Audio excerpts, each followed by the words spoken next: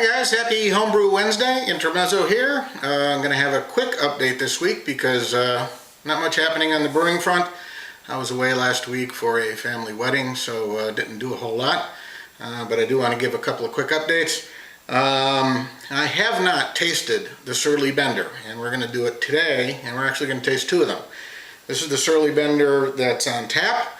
I'd have tasted it before, but while I was away, my CO2 tank ran out while it was carbonating, so I had to switch tanks and carbonate it. So this is it straight out of the tap. We're also going to taste the bottled version. This is my test of whether or not I can bottle condition a beer. So let's start with this one. It did have a nice head, but this is my second take and the head is gone down. So let's give it a taste.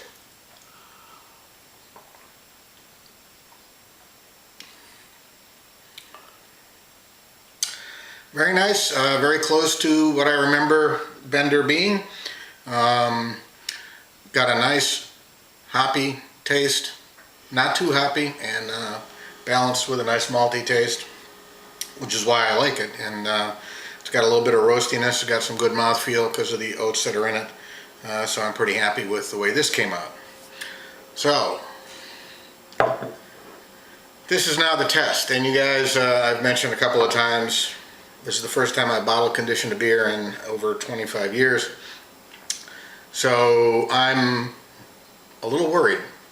So we'll see what happens when I take off the top. A little bit of a hiss, not much. And we'll pour it and see what happens.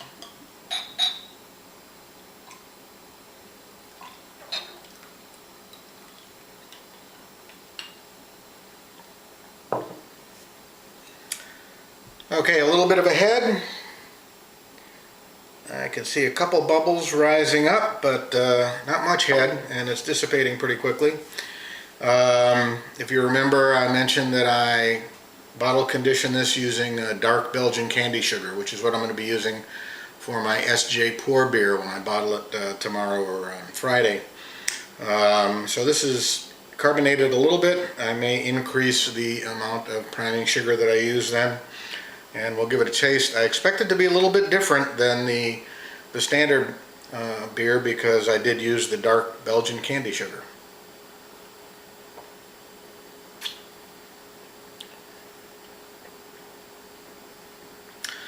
Very good. I'm pleased. There is a difference. You can just barely taste a little bit more caramely notes that I think came from the sugar. It is still nice and clear. It's drinking pretty smooth, so I'm overall happy with the results of the carbonation. I think, as I said, I'm going to increase the amount of candy sugar that I use. It's been 1 day short of 2 weeks, so I would think that that would be finished by now. So when I do bottle these SJ Pour beer, I'm hopeful that I'm not going to screw it up from here on in. I took a look at the beer yesterday and it's looking pretty good. Cleared up nicely. So tomorrow I'll get some video hopefully of the bottling effort. Before I go, I did want to say a big thank you to Tony Yates as well as Doug and Maggie at PFC Brewery, both for sending some viewers over to my channel. I did get a large number of subscribers after they did their shout outs for me. I do appreciate it.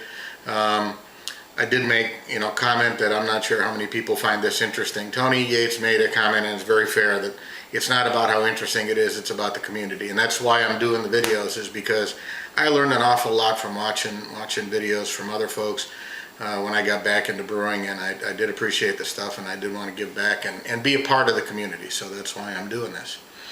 So that's it for this week, short and sweet.